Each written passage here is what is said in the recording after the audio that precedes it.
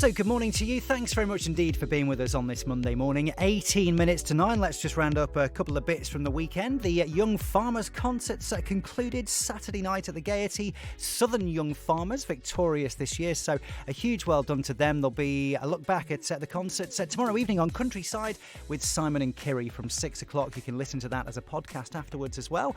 And also another big one over the weekend were the World Bonnig Championships at Dalby on Friday night. And Ted Williams was the double winner. He was crowned World Bonnig Champion for 2020. Ted also won the trophy for Best Bonnig Made by a Man. In the ladies class, Helen Robinson was victorious, and Brescia Wade picked up the Gong, an award from ShopRite in the children's category. So there we go, good stuff. And do either of you bake Bonnig? Would you ever enter the World Championships? I don't think I've ever tried to bake a Bonnig, actually. I do like baking, so I should give it a go. I don't think it'd be safe for me to try it. Do you think we could have our own championships here on Breakfast? The Breakfast Bonnig Championships. Right, there we go. Idea. Right, we'll sort that out, making a note of that. And also looking around the news this morning for some other stories you might not have heard about. Rhian, what have you got for us? Something to do with literature, I believe. Yeah, so I've basically I haven't got the full top 10 books in the UK, but I've got among the top 10 books in the UK, because OnBuy surveyed 3,000 of its customers over the past 4 years to gain an insight into their reading habits, and found that 1 in 3 adults have not read an entire book in the last 5 years.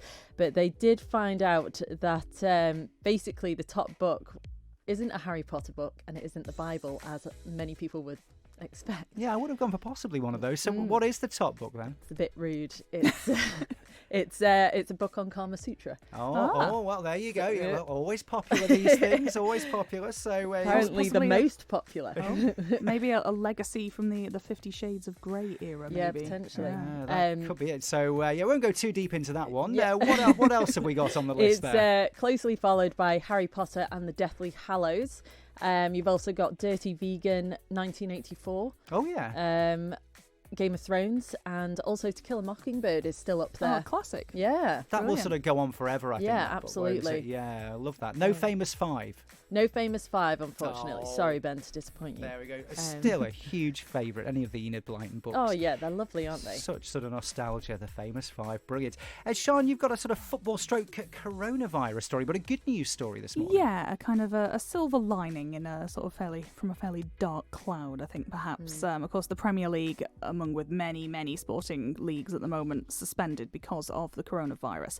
And it was quite late on last week that came in, so all the weekend fixtures, a lot of the clubs had made some preparations, including Aston Villa, who were due to play Chelsea on Saturday.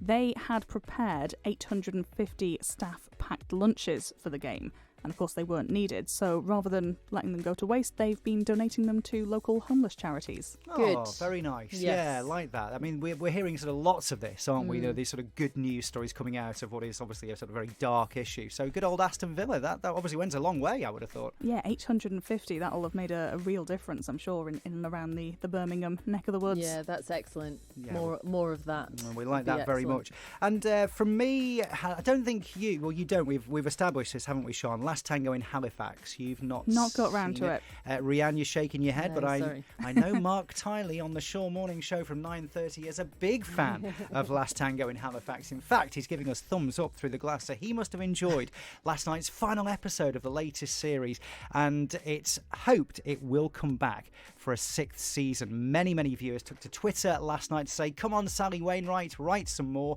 She said herself, we mentioned this a couple of weeks back, that she'd had a bit of a break. It's about 5 years since it was last on, but when she started writing for the characters again, she just loved writing for them so much. She says, I want to do some more. But you look at the cast in Last Tango, you've got Derek Jacobi, Anne Reid is in there, Sarah Lancashire, Nicola Walker, who appears to be in everything at the moment. It's getting them all together, so fingers crossed they can make this happen. And do you know what? I was really sad last night. There was a really sort of sad... I really need to catch up on all these TV series you like. You'll love it. I won't give anything away. A sad turn of events, but a really lovely ending, actually. Okay. It was just great. I could watch it all night long. I love it. Proper sort of just good drama. No whiz bangs, explosions, murders, things going on. Good. Right, so it's on. I think, I play. You can catch the whole lot, I think. We'll have a catch up later. Yes. There you go. What do you reckon? Over some breakfast Bonnig and a bit of Last Tango. Shall we make that a date lovely. right now? Right, we are there. Thank you very much.